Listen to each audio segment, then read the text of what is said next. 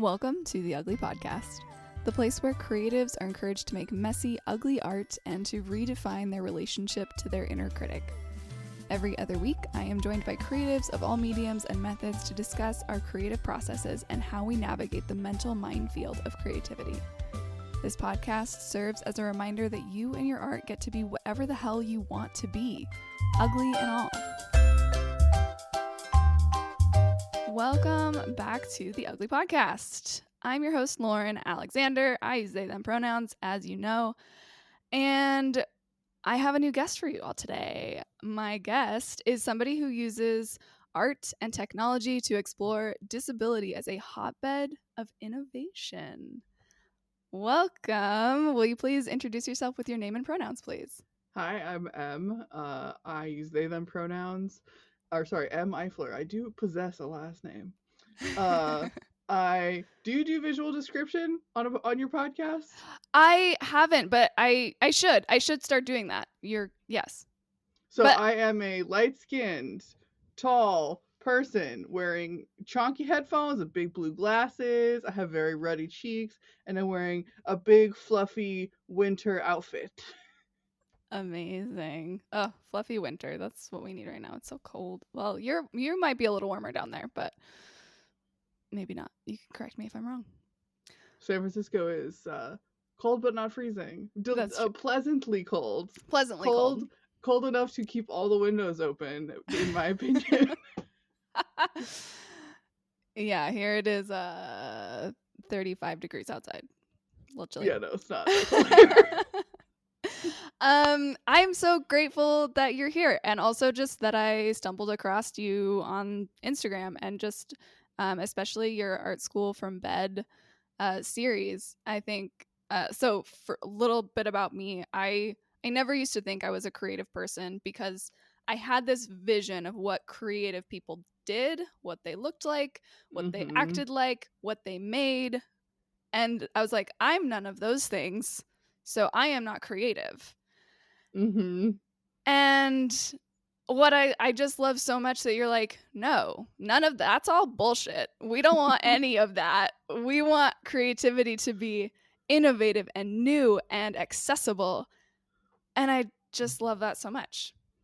Yeah, there's I think we often get stuck in like is it art with a capital A? Is it dance with a capital D? Like, is it music? Do you have an audience? Especially now with, internet life being so central to all of our experiences. We can sort of get caught up in like, what niche do you fill? And how does the algorithm perceive your work? And, like, there's a lot of ways that we sort of box in what we consider like creative aspects of our lives. And I am just interested in ways that people act in creative and interesting ways that don't apply specifically to I am doing art now. Right. Yeah. And often, and if you'd like to read more about this, there's a book called Activist Affordances, but are generally like in disabled lives, you are sort of forced by the constraints of your own body and environment to create a world for yourself that specifically works for your body. If you can't bend your wrist, what is the dance that you invent to put the coffee cup on the table? And if if you've come up against a lot of constraints in your life, and not just disabled people, everybody has constraints in their life, and those constraints and working with them are sort of how we start approaching our own creative practice. And then you might build it out from there. You might learn like, oh well, I find this really interesting and I want to highlight that, and you sort of work from there. But the idea that we have to like work from skill in drawing realistically like towards something and call that art, I'm like, no thank you. Let's start from everyone's individual body and sort of build up from there a language of art and creativity and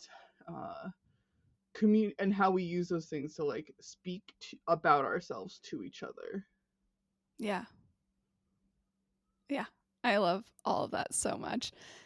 And also, like, if you do not have a disability now, or you do not have that experience at the moment, we all have very fragile bodies and we will like all experience disability at some point in our lives unless you die very suddenly and tragically, in which case maybe not. But like disability is in all of our futures, and if you can see your creativity as something that can change and move with you, then like it just opens up so much more like hope and wonder, and like, oh, disability isn't some like big scary thing that I have to avoid at all costs or like feel shame or closed off because it's in my life. It's no, it can enrich my creativity and I can access all of these different things that I never thought I could before. I think that's just so special and wonderful for all of us. And I think disability has, at least for me, has become this way of thinking about like all forms of oppression, because Mm-hmm. most forms of oppression live in our bodies. They Mm-hmm. come to us because of something about our bodies. Um, whether that's your gender or your skin color or your height, or like there's a lot of ways that people experience oppression that is generated from how other people experience their bodies. And disability justice and disability studies have spent a long time thinking about this vast diversity of the ways that people experience disability, and how those different experiences of like the diversity of how you can be a human, and how those things Mm-hmm. like work together to form like disability identity as like the big thing that when you say you're disabled, you're sort of like opting into a political identity almost. Yeah. um but how it relates to not just intersectionality, but like almost as an umbrella for all bodies to be welcomed in. And if you don't currently experience yourself as disabled, why is that? Mm. What is it about your built environment and about your informational environment, about like the world around you, that has been built very specifically for bodies Mm-hmm. just like yours? And that's why I developed art school from bed, was because I went to art school. I have a master's degree in fine art. And let me tell you, they were not real interested in Mm. building accommodations specifically for like me and my art practice, even to the extent that like work I built was called not art. Like I was told my work wasn't art. Wow. Um, which I was like, that's real interesting perspective that you got there. What? I'm so Yeah. curious about do you mind sharing the context of that situation or like Sure. what? So I Yeah. was like, in grad school, you tend to go through these like review processes, and the professors sort of like give you feedback on the projects that you're making, and you can like pass or not pass one of these reviews depending on like certain rubrics. Mhm. And in my final review, like my graduation review, my entire degree is hanging on this. One of the professors that was like responsible for like whether or not I got to graduate decided that the work that I was building, which was um, essentially a video game you couldn't win, is just an environment that you walked around in that slowly decayed as you walked around in it. There was no, you couldn't win it. Like it was just, it was but it was like a virtual environment that you walked Uh-huh. around in. And now, today, people would be like, yeah, like that's, digital work about the Yeah. body, like decaying, like that's definitely art. But at the time, in 2011, it wasn't quite like uh using digital media. One was like not something they really understood, and then another like, oh well, this is about like my experience as a disabled person, was also just like, no, Mhm. this is, you're doing activism. uh Wow. or you're making video games and As doing if activism. This isn't art. as if yeah, as if activism and art are completely separate. What? Yeah. So I experienced, their view of like who I was and what my body meant to them. Mhm. Uh and I realized like, oh, there's no way I could be the only person experiencing this. Yeah. So for a long time in my art practice, I've been developing like um simulations and models and prosthetics to try and understand disabled and autistic, specifically because I'm autistic, ways of knowing and ways of being. not, things that are nonverbal, things that are new taxonomies, all these different kinds of like ways of building knowledge in my art practice. And then recently I decided that I wanted to teach art, but I wanted to teach it from the perspective of someone who is disabled and is interested in how other disabled people build their own world. So I Mm-hmm. wanted to start teaching art skills from like that perspective and bringing in people's um very important to me like world knowledge, like what do you know about the world that no one else does because of your body and your Mm-hmm. experience of the world through that body. So I started trying to like, I'm experimenting now with like how do I teach art without saying like I am the arbiter of creative practice and Yeah. you student shall come to me and I shall give unto you the wisdom and I shall also judge you as to whether or not what you're doing is correct. Like I'm Uh-huh. not interested in that, and that's really what I got in grad school. Yeah. So I wanted so that's what I'm experimenting now with art school in bed. It's just how do you not just teach art practice, but identify creative practices people are already doing, Mm-hmm. encourage it, and help people define their own personal creative practice as art. Yeah. Yeah. That is, yeah. I'm soaking it all in. I love it.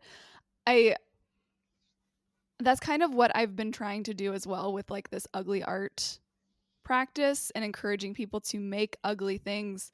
It's not that I need you to just make bad art, it's that I need you to experiment and be willing to go to that place where you think, no, this can't possibly be art, and say, well, what if it is? What if me scribbling on this page is art? What if that is exactly what it's supposed to be?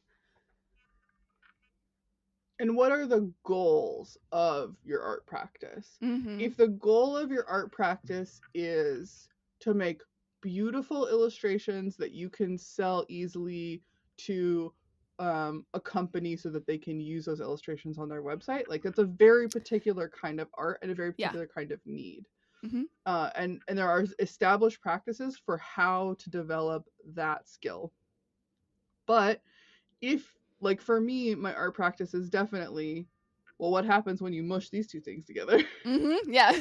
Yeah. um, so I'm not, there is no judgment to say that like one of those is better or worse. Yeah. But in order to find and develop new like established paradigms of art making, you have to Mm-hmm. like do a bunch of stuff that doesn't work. Yeah. It's like Like turning in into a mad scientist of art. yes. Yeah. And I actually think that using like scientific method like in art practice is like a very fruitful way of going about things, like having hypotheses, doing experimentation, having tests, comparing outcomes, like like using that framework for experimentation helps it feel safer to experiment. And it feels I feel oftentimes sometimes artists feel like, well, every single thing I make has to be like good, and Mm-hmm. that's what you're saying with like ugly, right? Mm-hmm. But having the framework of like, okay, well, I'm doing these specific experiments for a purpose sometimes can help people like break out of that need for everything to be like perfect and beautiful every time. Yeah. And like getting in, because we're so wired to think what I'm doing needs to have a purpose. And so if you want your art to have a purpose, then yeah, like you're saying, give it a purpose then. Give the messy art, give the mistakes, give the experimentation a purpose. And that purpose is finding your style, finding what you want to say, um, that it all has a purpose. And so if you struggle thinking like, I can't make a mess because it'll be a waste of materials, it'll be a waste of my time, it'll be a waste of whatever, make it not a waste. Just reframe that and say, nope, none of this is a waste. And it can all be repurposed and it's all learning and it's all information. I love the idea of wasting materials. um I think because I also had that fear for a long time of like, none of what I make matters. I Mm-hmm. can't like sell anything. Like I've never sold work in the almost 20 years I've been an artist. Like Mm-hmm. I had that like fear and like clenched feeling around my work. And so I just started making stuff with trash. Uh-huh. Like Yeah. uh all of my textiles are reclaimed. All of the like paper paintings and stuff are painted on like stuff I found at the thrift store, stuff I've leftover newspaper. Like I Mhm. have very intentionally crafted my entire art practice around just using leftover stuff, and part of that was around because of that fear, and part of it was also like I'm making work about disabled people who the entire universe thinks are just like useless piles of junk, so I Mhm. might as well show you how you can make useless piles of junk into cool shit because disabled people are cool. Yes. Yes. Like we do so many cool things. So I think both of those came together in my work to be like, yes, I'm going to use every single trash. Use all the trash. Yeah. Yeah, I love that. We have this idea that everything we do has to be good or have value. This belief leads us to burnout. It can hold us back from creating altogether. But in my Ugly Art 101 course, I break down these restrictive beliefs and lead you through exercises that intentionally subvert perfectionism and bring playfulness back into your creative process. You can get the first day absolutely free by going to my website, scribeandsunshine.com, and signing up on the homepage. Join me in my weird, ugly art revolution. Back to the show. We've already been talking a lot about kind of your history with this, but I am curious, what was your relationship like to creativity when you were younger? What made you kind of go down this path of, getting a master's degree in art? Um, yeah, how has that evolved for you? Um, so I had to ask my mom this question. I should preface by saying, so I have a brain injury, and the brain injury means I have no functioning long-term memory. Okay. So I talked to my mom, and I was like, "Mama, what was I like?" Uh-huh. um, and she was telling me two stories. One of which was like, um, you are all in your hands. Your whole brain is just like in your hands. So as a Mm. child, I just threw you at any material practice I could find.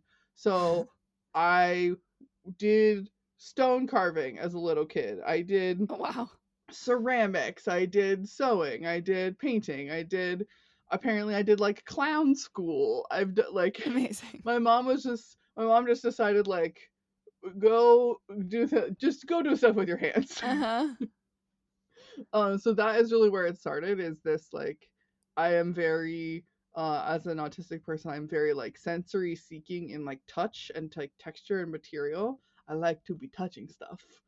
Yeah. Um, so that's Yeah. part of it, and then I think the other part was um, so after I had my brain injury at 10 years old, and so recovering that was quite intense, and then I had like a relapse and recovery, and I relapsed and recovered like a few times, and one of those was when I think I was a sophomore in college. I might have been a freshman, I don't know, it was like in the middle of college, and I relapsed very severely, and I was in film school, I lost access to my creative community.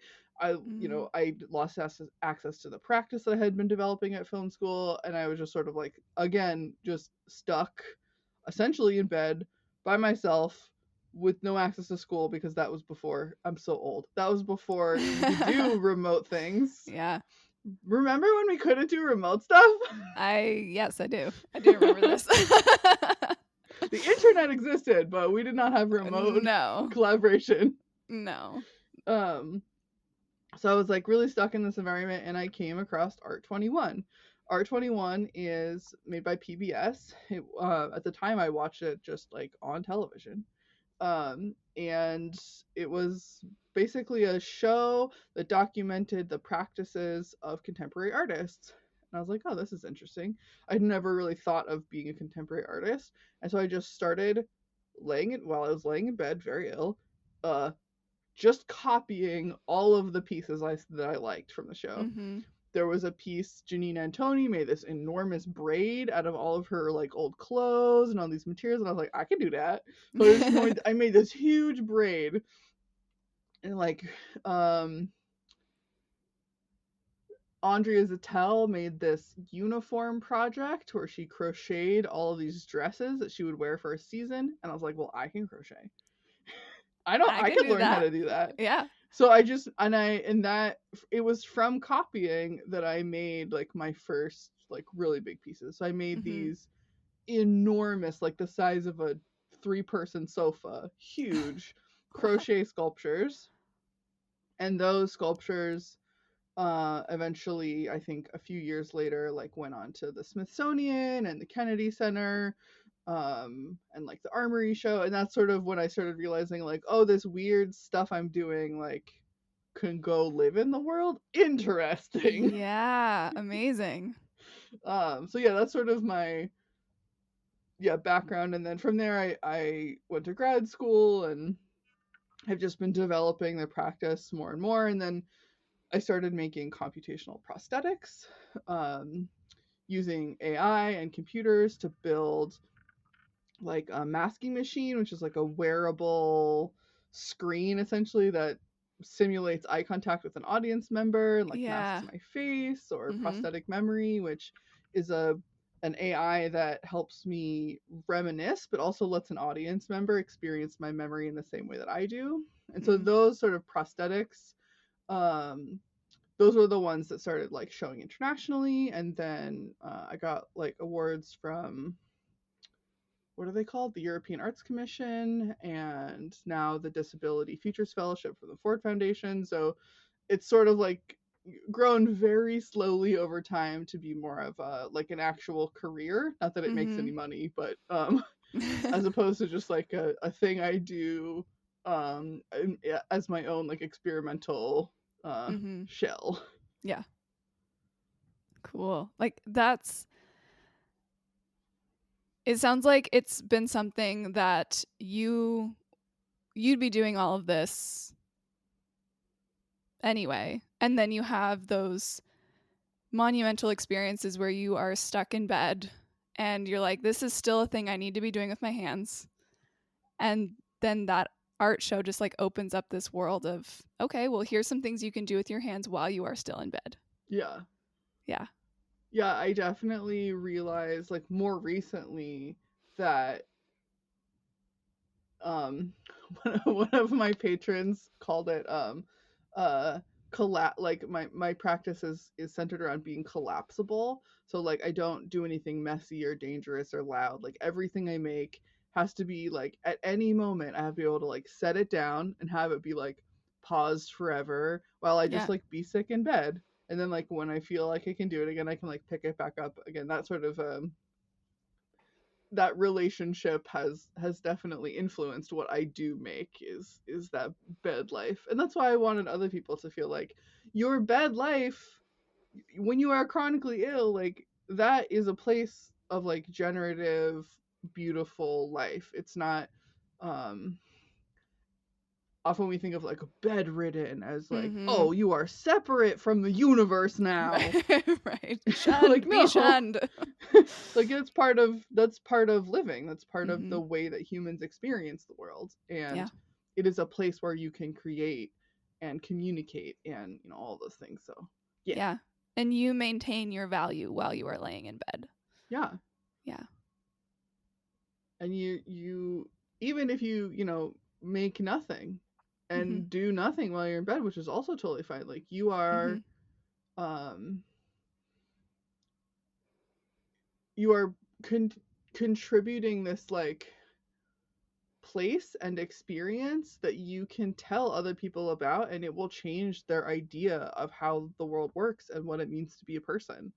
Yeah. Like you have a very like important and valuable like role. And that isn't to say like, oh well, don't treat people who are in pain because it's beautiful. Pain is so Right. beautiful. That's not what I mean. Sure. I just Yeah. mean that like when your experiences matter and when you communicate those experiences to people, like you change the world. Yeah. Absolutely. And that's part of how we're building a future where we value everyone. The work of building the future that we want to live together is being able to recognize and understand other people's lived experiences, and that is a lived experience that a lot of people just don't recognize. Yeah. Yeah, unless it happens to you or someone you know, you don't think about it. Yeah.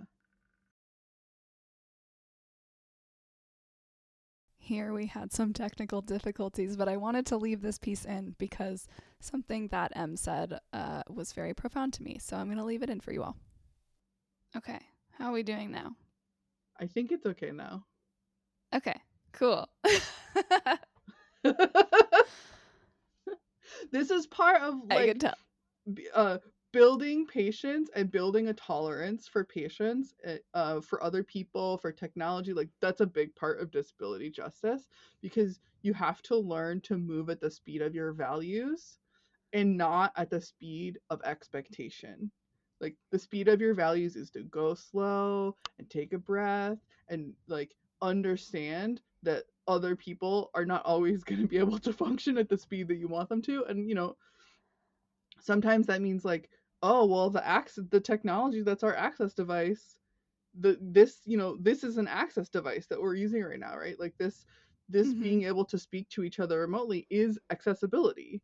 And often when accessibility technologies fail, we can get like super frustrated and be like, okay, well we'll Right. just not use it. But sometimes in like public spaces, people will be like, oh we'll just keep going, we'll fix it later. It's like, no, we can move at the speed of our values. We can slow down. We can make sure that we center access over speed. We can do all of those things. Patience is a skill that we practice together. Yes, I love that. And I love that we're having these technical difficulties right now. That is just so perfect. And you're the perfect person to have technical difficulties with to talk about all of this.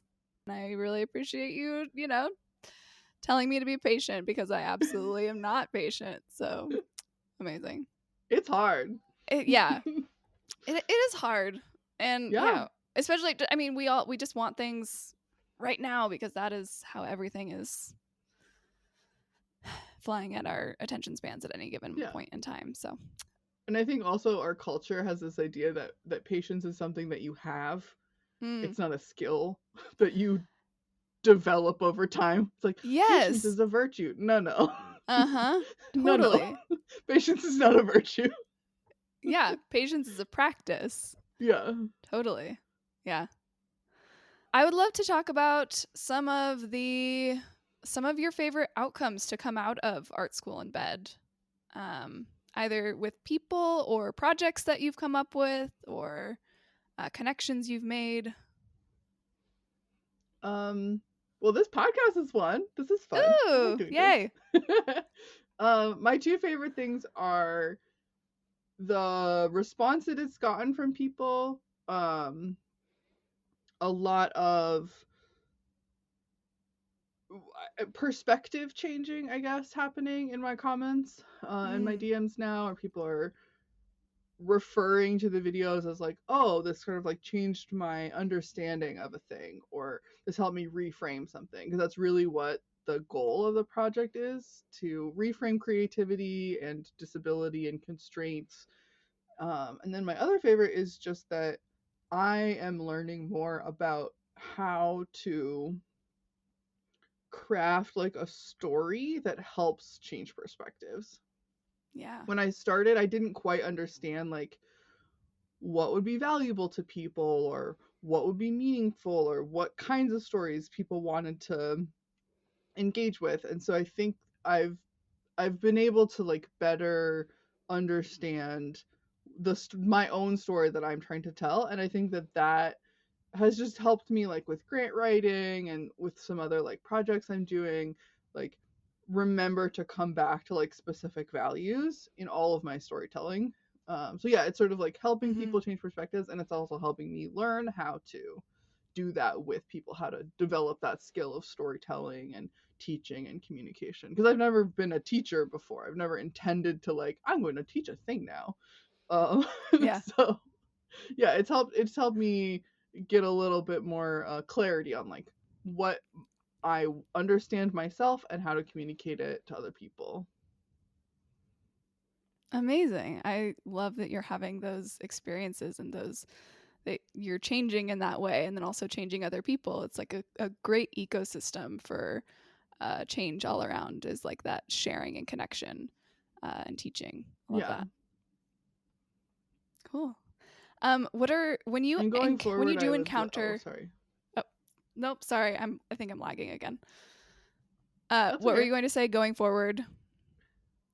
Oh, going forward with the project, I would like to highlight more like project based um learning. So like recently I made this piece called Art Armor that I built for one of my patrons who's now like hosting and taking care of this piece of art that they wear.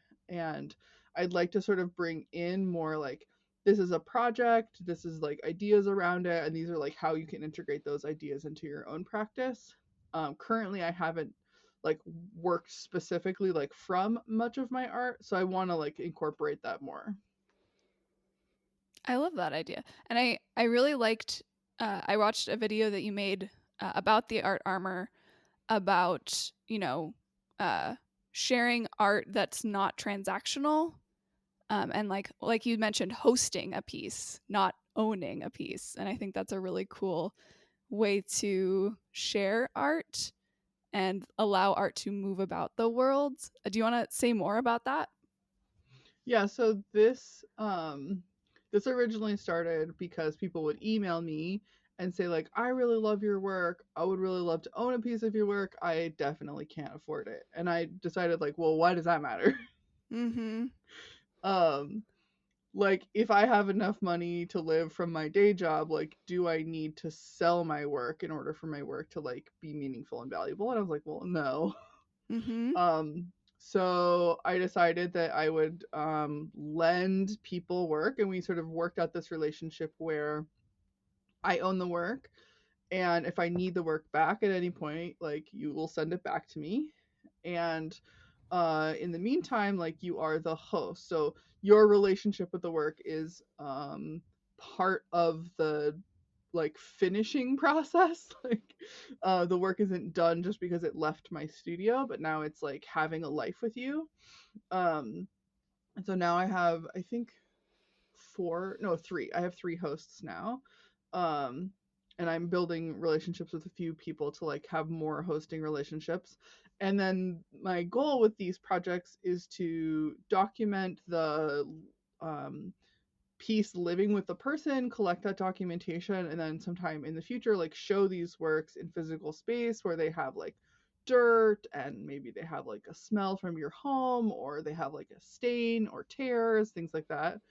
And share the work like with the life that it's lived with you, and that sort of documentation becomes part of the work itself, as opposed to just like, I sell work, I lose all control of its existence in the universe, and now like it just leaves forever, which is, I don't make enough pieces for that to be Yeah. comfortable for me. Mm-hmm. So yeah, that's sort of this hosting relationship has helped me like make work specifically for like disabled, trans, low income bodies, and have Mm-hmm. the work like be in relationship with the kinds of bodies that I want to value. Yeah, that's such a beautiful way of sharing your work in a way that aligns so perfectly with your values and making art accessible for everybody who art typically would not be accessible for. Yeah, if I could just get grant funders to Right. understand that Right. it matters that people who don't currently have access to art should have access to it, they don't Mm-hmm. care. God, truly. Uh, Like if it doesn't end up in a prestigious like exhibition location, you might as well just like not even talk to them. which is just trash. Yeah, It's it's just, very frustrating. yeah. A lot of funders are like, yes, we want to support art making for people who don't have access, for like underrepresented communities. I'm like, well, I can give you the most underrepresented community, people who cannot access public art because they cannot leave their homes. Mm-hmm. And nope.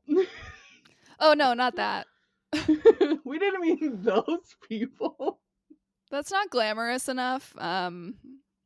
Yeah, It's interesting how underrepresented people have to be uh shiny in order Yeah. to gain access to representation. Like black people are allowed to have representation as long as they're fucking gorgeous. Yes, exactly.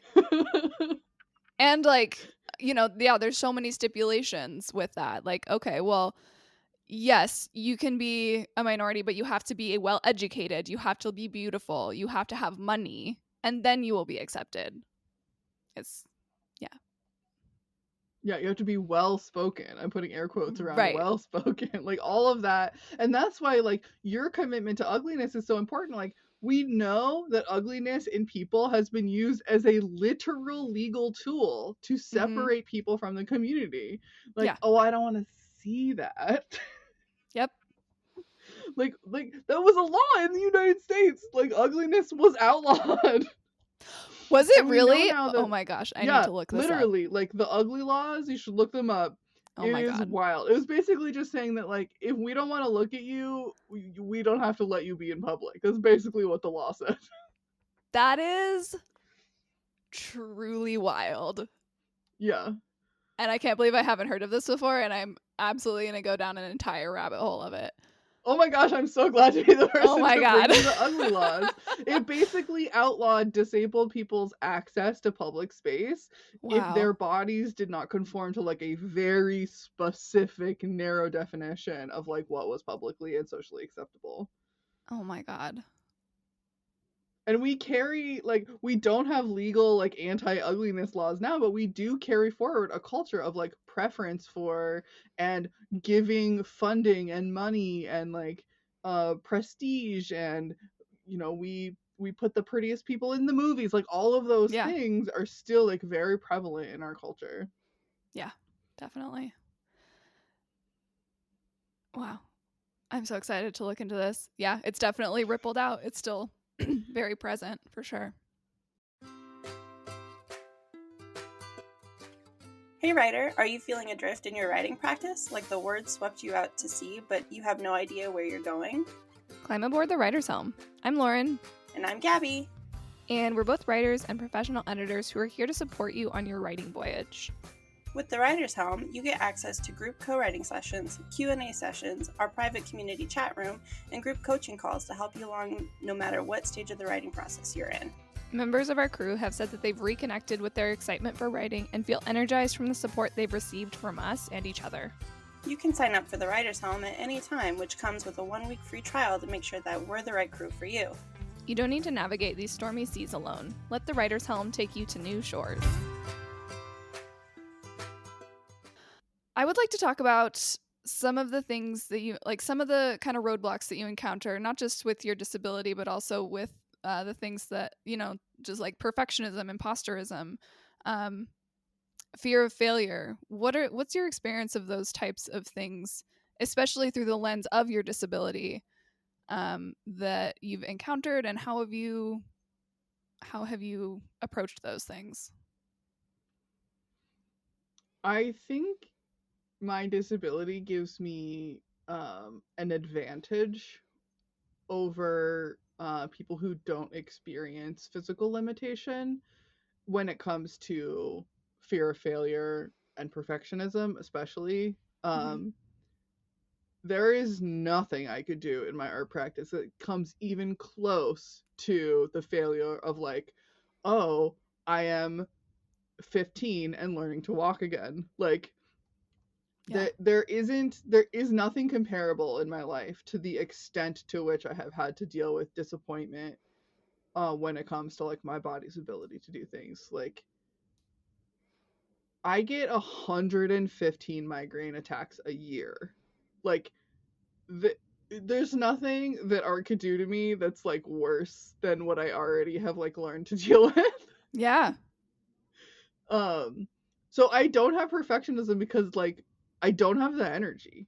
I just fully I don't. appreciate that so much. I don't have time for that. I don't have energy for that. No. I just don't. Like, I only have so many hours a day I can look at a screen before my brain melts down. And when the timer goes off, I'm just Yeah. like, well, I guess we're done doing that. Uh-huh. um so I feel like in some ways like I have a lot of like skill advantage in those things. But a lot of the roadblocks I come up against are other people's understanding and like willingness to believe in like disability specific work, which we've talked about a bit. And then Mhm. my other one is just like I I get depressed, Mhm. and so I don't have like a clinical like constant depression, but I definitely have like one of my biggest hurdles is just like for example, this year I have spent the last 10 months in a row getting endless rejections from every grant and fellowship. Like literally everything I've applied to for 10 months has been rejected. Wow.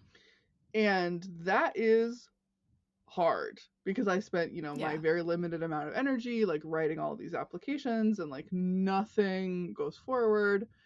And I can get really just like a folded in feeling around that, like this sort of uh collapsed kind of like shoulders hunched, chin down, like that kind of feeling can like really catch me. And Yeah. it's hard, like it's really hard to deal with that level of like rejection, especially Mhm. like autistic people tend to be like very sensitive to rejection sensitive or rejection dysphoria Mhm. and rejection sensitivity. And I just feel every time it feels like a personal, and everyone's like, don't take it personal. Like, I wish I knew how to do that. I Yeah. wish I knew how Yeah. to not take rejection personally, but I don't know how to do that. So I think, yeah, dealing with rejection is really hard for me. Dealing with this, like, I'm experiencing it a lot right now, that like folded in depression feeling is like a really struggle I'm really struggling with right now. Um my disability itself can be a big hurdle, but like I'm very used to it, so Mhm. it doesn't feel as much like a like it doesn't have the immediacy of like feeling rejected or something like that. Yeah, so those are my big hurdles. Yeah. That makes so much sense. And so easy to fold in on yourself, like you said. Just and it's so easy, like when people say don't take it personally, it's just like of course you're going to take it personally. It's you've poured your heart and soul into this art and into, and also like you need to live, and then you have like and then getting the rejections, of course it feels personal. I think yeah. Ugh, yeah. I totally get that. And oh yeah, there's a dog in the background.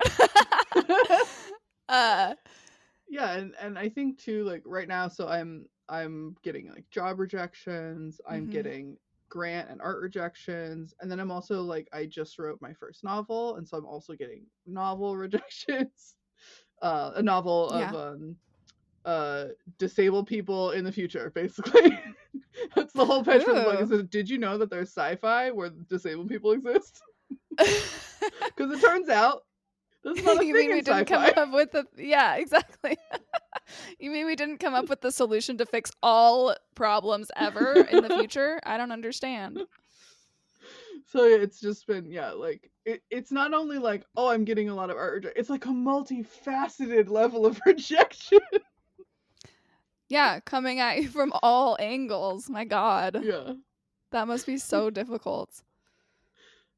Yeah, Is it's there definitely emotions. There's so many emotions. yeah. Is there anything you've found helpful or something that you are hopeful toward right now? Helpful. Helpful or I think, hopeful? Either or. or hopeful. I think the helpful thing for me can be, this is going to sound terrible, giving up. I don't when I give up all the time. Uh-huh. And I don't mean like I'm never doing anything ever again. Like that's not what I mean. But giving up, I'm Mhm. just like, you know what? Fuck this. Like Yeah. I give up for now until like I feel better, or tomorrow, or I've eaten, or like I give up a lot, Mm-hmm. and it feels good. It feels so good to give up. Like if you're trying to do this thing and it's super frustrating and you keep trying, you keep trying, you keep trying, and eventually I'm just like, you know what? No, I'm Yeah. not doing this. Hell yeah. So giving up, I think, is like a really useful tool to just feel better, even if it's temporary, Yeah. even if you don't like really, like never work on that project again, even if you put it aside for a week, like giving up feels amazing. I love giving up. And then I think my other like helpful thing is just learning to develop a rest practice, and I'm Mm-hmm. still working on this.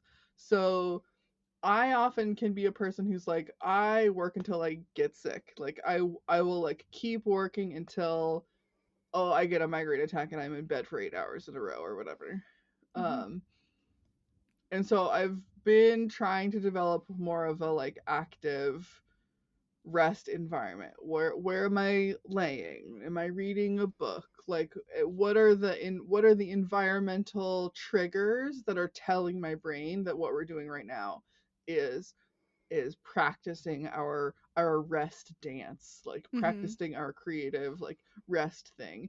Because if I don't approach it with a lot of intentionality, I will just sort of like fall back into like that touching, that we talked about earlier, that like strong desire for my hands to like be touching things.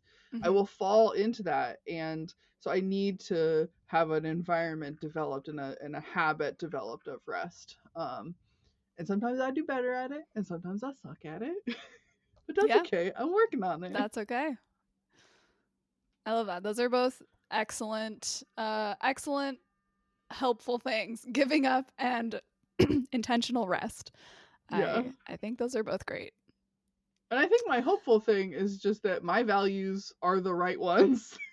Yeah. And even if I don't manage today to get every disabled person on earth to feel valued and seen and heard and loved, like maybe I'll get 1% closer to that, or even 0.00001% closer to it, like by loving and valuing myself, or loving and valuing this one person who I make this one piece of art for.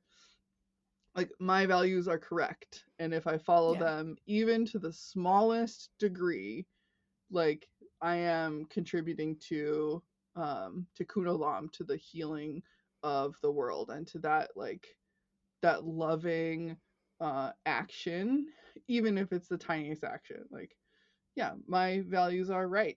I'm right. Yeah. Yes, coming back to those values. I mean, yeah, your values are right. They are correct. I appreciate them, and they resonate with me so much.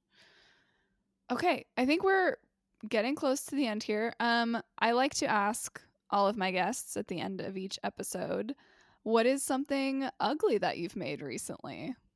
Oh my gosh, I'm so excited about this. So I have been practicing a sewing machine embroidery, not the like beautiful automated kind that you do with a computer, but literally just like holding a piece of fabric in a sewing machine and like moving it around weird. Uh-huh. So I tried to do like a face, like a quilted face with all like machine embroidered, and then I tried to do I was trying to practice like lettering. What would lettering look like? So I put like crip time, and let me tell you, it is the most horrific looking. It's so bad. Every time I like have it up on the wall. It's so bad. Uh-huh. And every time I look at it, I'm just like, you know what? You really tried a thing there. You really did. I'm like, you're really working it. I'm really proud of you. It's horrible. I love putting ugly art up on the wall and be like, look, I did the thing. It's terrible. Oh, that's Yeah, so good. it just feels very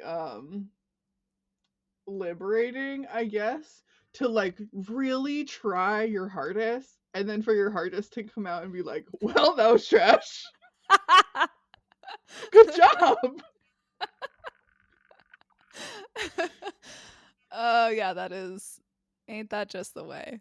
Because also, like, I have a lot of art skills. Like, like, it's not as though I'm looking at, like, everything I've ever made and been like, well, you're shit at that. Like, it's Uh-huh. really nice to come up against something that's ostensibly, like, you're an artist, you can make a thing, and have it come out, like, so bad because it really highlights, like, where your skill gap is. And Yeah. similar with, like, I recently made this mug for the first, like, I did a hand built ceramic mug. I had never made a mug before, and I went through the whole process and I was like so excited about it. And then I tried drinking at it for the first time and I was like, oh, this is a horrible experience. The texture against my lips is Mm. horrific. Uh-huh. Yeah. But it really showed me, like, oh, this is you can get better at this. Like, this is a Uh-huh. skill gap that you have that you can, like, really chase after if you want to. And I decided, like, I don't want to chase that skill gap. Uh-huh. But the ugliness really, like, lets you recognize um sort of like a new path through the forest that you can take if you want to, Yeah. but you don't have to. But like the machine embroidery, that is a path that I'm chasing more. Like, it's interesting, I'm trying it more, like I'm playing around with it, but without the ugly first step you don't even know that the path is there. Yeah, exactly. I love that analogy and I'm so excited to share this with people and just go down the weird paths, follow the weird things that will turn out ugly and you might be really interested and excited about it. You never know. Yeah, like the things you're good at, a long time ago you like walked down them so many times that you made them into this like really nice, like maybe it's like paved now, it's super smooth, you get to ride your bike down it, it's super fast, you can always get to the place you're going, like, but you can make new versions of that. But when you start down them, it's just like full of weeds, and like Uh-huh. every single branch is like hitting you in the face, and you're getting Yeah. stabbed with all the vines. Like, that's what path building is like. Mhm. Yeah. And you don't have to build every path, and sometimes you can follow a path that like someone else has like a little bit bushwhacked for you, and like Mhm. you can learn from like their path, and that's great. But every time you start a new thing, it's going to suck Yeah. so Well, bad. and it's like even if somebody has a path for you, like you can't get to that path without bushwhacking your own path to that path, and that is like Yeah. all the times you're trying, first time, second time, third try. Like you're going to be bushwhacking for a while until you can get to that path where it's actually a little more clear, but like you still have to make your own way there. Yeah. Yeah. Being human is cool. It is. It's very fun. We're just weird little creatures that can do new We things and are it's fun. though. We are so weird little creatures. Yeah. Dogs just chilling. Dogs are like straight chilling. Dogs do not have to have intentional rest and all this shit. They're just like, oh, we're not eating or running right now. I'm asleep. Yep. But humans, we have all these like we have to have all these processes and words, and like it's just humans are weird. It's They're great. weird. We're weird and complicated. We wear clothes. It's crazy. It's very weird. I always apologize to my dog whenever I'm taking him out in the morning because he's always like standing by the door staring at me. I'm like, I have to put on shoes and a jacket. I'm sorry. I know I'm taking so long. I'm a weird little creature that has to put clothes over my skin. I don't know what to tell Yeah. you. This was such a fun conversation, Em. I'm so glad you joined me today. Yeah, thank you for inviting me. Before we go, is there anything that you would like to plug, including, Art School from Bed? Yeah, so if you want to hang out, you can come to my Instagram at BlinkPopShift, and I've been making art videos over there, Art School from Bed. If you have a specific art bed issue, I have made videos specifically for people who are like, but I need this thing solved. Cool. um So you can let me know about that. I also have a YouTube. I've been making YouTube videos for 10 years. I have 6,000 subscribers. It's great. The tiniest audience. So many years with the tiniest audience. I love it so much. But yeah, I make videos there. I have sort of like longer form videos about my projects. The art armor video is there. I would love to hear what you think about it. Yeah. And then I also, if you want, if you're interested in my projects, blinkpopshift.com is like my big portfolio site. I think every project I've ever made is on there. So if you really want to like look at computational prosthetics or weird sculptures or all those things, I have a newsletter there. So if you want to hang out and chat, I'm on the internets. Cool. And you have a Patreon, right? Yes. Oh yeah, a thing I should plug.